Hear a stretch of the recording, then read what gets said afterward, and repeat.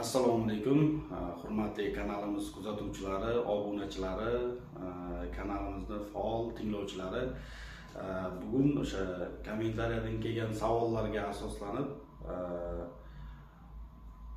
o'sha butun yer sharidagi barcha metallar klassifikatsiyasini o'rganamiz. Mana bu Mendeleyev davriy jadvalini ko'rib turibsiz. Mendeleyev davriy jadvalida 118 ta elementdan tashkil topgan davriy jadval. Buni rus olimi Dmitriy Ivanovich Mendeleyev tomonidan kashf qilingan va bashorat ham qilib ketgan. Yana shuncha elementlar bor deb kimyoviy xossalarni aytib o'tib ketgan va u o'sha olamdan o'tgandan keyin olimlar tomonidan kashf qilinganda rostdan ham o'sha Dmitriy Ivanovich Mendeleyev tomonidan to'g'ri aytilganligi haqida ma'lumotlarga egamiz. O'sha 118 ta elementning tarkibida savol: nechta element metal? Ya'ni butun dunyoda 118 ta element deb oladigan bo'lsak, o'shaning nechtasi metal, nechtasi metal emas? Bilasizlarmi? Bilmasalaringiz, bilib olsangiz, bilsalaringiz ma'lumotlar almashanani ma'lumotlaringizni yangilab olasizlar. Mendeleyev davriy jadvalining 118 ta kimyoviy elementidan qariyb 90 tasi metal hisoblanadi. 17 tasi metal emas hisoblanadi. Ya'ni metallarga 90 tasi kiradi, metal emaslarga 17 ta element metal emaslar guruhiga kiradi. Ya'ni Mendeleyev davriy jadvalining qariyb 75-80% metallardan tashkil topgan. Dunyodagi o'sha elementlar 75% metallardan tashkil topgan ekan. Davriy o'sha metallarni o'zi ham bir qancha guruhlarga bo'linadi. Bu o'sha metallar klassifikatsiyasi deyiladi. Butun dunyo olimlari bu bo'yicha ilmiy ishlar olib borgan klassifikatsiya bo'yicha. Men bir sodda qilib tushuntiraman klassifikatsiya bo'yicha. Bizning o'sha O'zbekistondagi metallurg professor o'qituvchilarimiz tomonidan bizga o'rgatganda biz o'sha sodda lekin juda mazmunli klassifikatsiyalarni biz yod olganmiz. Bu bo'yicha sizlar bilan fikr almashamiz. Barcha mana metallarni ikki guruhga bo'lgan. Ikkita katta guruhga. Qora metallar, rangli metallar. Qora metallarga temir, cho'yan, po'lat hamda uning tarkibiga, ya'ni temir hamda uning qotishmalari kiradi. O'sha qotishmalar tarkibidagi marganez xrom miqdori ko'p uchraganligi uchun o'sha marganez xromni ham qora metallar guruhiga kiritiladi. Shu bo'yicha taklif berilgan, shunga shu guruhga kiritish bo'yicha. Qolgan barcha elementlar rangli metallar guruhini tashkil qiladi. Rangli metallarning o'zi ham bir nechta guruhlarga bo'linadi, ya'ni klassifikatsiyaga bo'linadi.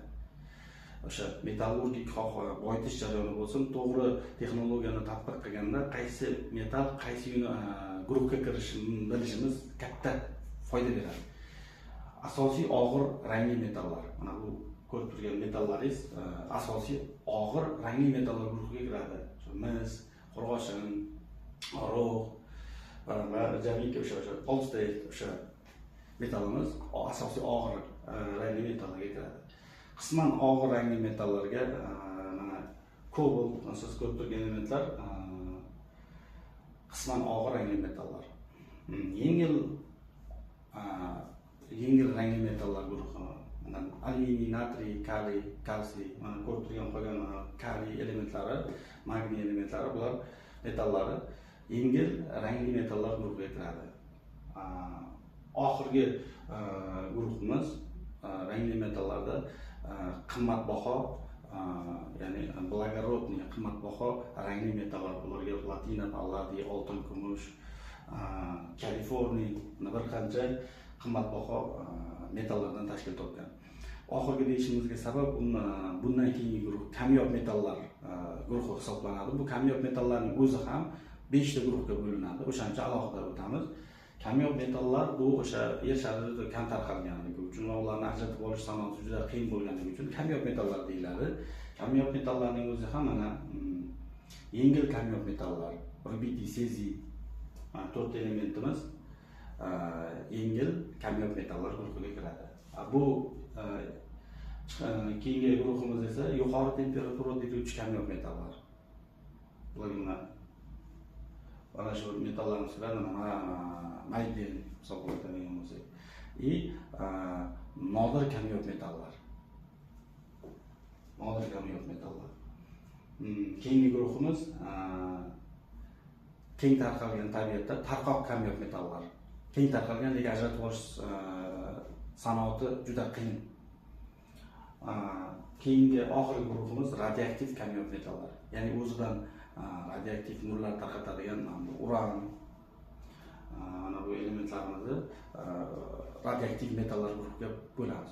Biz mana shu professor ustozlarimiz tomonidan o'rgatilgan klassifikatsiya metallarni guruhlarga bo'lishda, ularni ajratib olish, eritish, kuydirish jarayonini texnologiyasini to'g'ri tanlab ish olib boshlansa katta ahamiyatga ega. Masalan, molibden bilan mana molibden yuqori temperaturada eruvchi kamyob metal, mis asosiy og'ir rangli metal. Ikkalasining texnologiyasi bir-biriga to'g'ri kelmaydi. Biri yuqori temperaturada, biri o'rta temperaturada eriydi. O'shaning uchun mana bu klassifikatsiyani mana umumiy chiqarib qo'ydim. Klassifikatsiya, mana shu klassifikatsiyani yoddan bilib olishlaringiz kelajakda ishlaringizga juda katta foydalar olib keladi. Bugungi mavzumiz shundan iborat edi. E'tiborlaringiz uchun rahmat. Kanalimizni kuzatib boring. Kommentariyada nima mavzu qiziq bo'ladigan bo'lsa, shu mavzu bo'yicha video ma'lumot tayyorlaymiz. E'tiborlaringiz uchun rahmat.